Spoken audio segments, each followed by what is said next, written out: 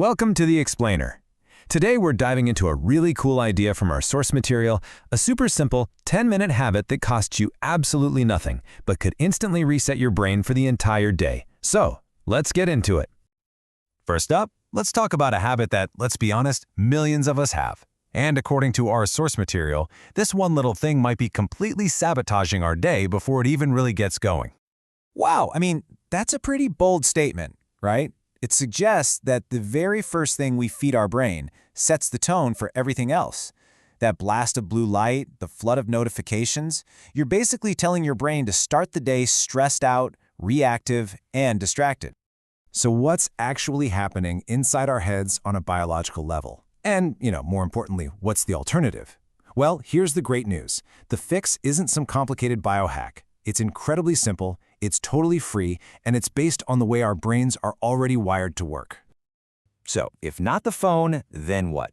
Our source calls it the Serotonin Reset, and it's all about powerfully reframing those first crucial moments after you wake up. And here it is. It's almost shockingly simple. No special gear, no apps, no supplements, just you and the sun. But the key here, which our source really hammers home, is that it has to be direct sunlight. Not through a window, and you've got to do it as soon as you can after waking up. But how can something so basic have such a huge impact on everything from our mood to our focus?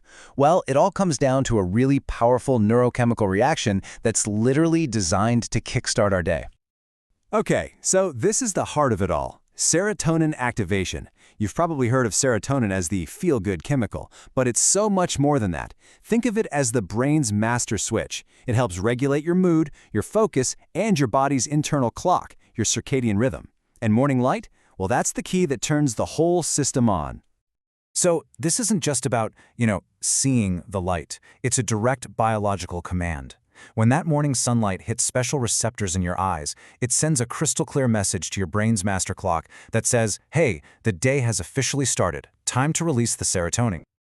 Think about it like this. You are manually setting the alarm clock inside your own brain. Instead of a foggy, slow, delayed start, you're giving it a sharp, immediate signal to switch on and be alert. You're literally taking control of your body's internal clock. All right, so you do this. What's the payoff? Well, this one tiny action doesn't just make your morning better. It kicks off this amazing, positive domino effect that lasts all day and even into the night.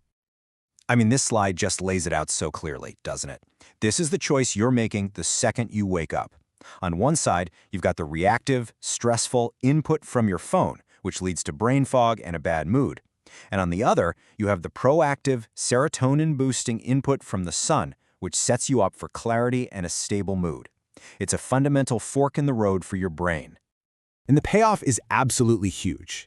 That morning shot of serotonin helps keep your mood balanced and your focus sharp all day long. But here's the kicker, and this is what I find so fascinating. By setting a clear start time for your brain, you also help it set a much clearer end time. This actually primes your brain to produce melatonin right on schedule later that night, leading to deeper, much more restorative sleep. Okay, so let's bring this all home. What's the actual challenge here? It's really just about rethinking what you do in those first critical moments of the day. And look, we're not talking about some massive, time-consuming new routine. We're talking about 10 minutes. Just 10. 10 minutes on your porch, in your backyard, or even just a quick walk up and down the street can fundamentally change how your brain performs for the next 12 to 16 hours. And that's really what it all boils down to, right? It's a choice. Are you going to feed your device with your attention, or are you going to feed your brain with the signal it was literally designed to receive? And based on everything we've just talked about, making that switch seems like one of the best investments you could possibly make in your day.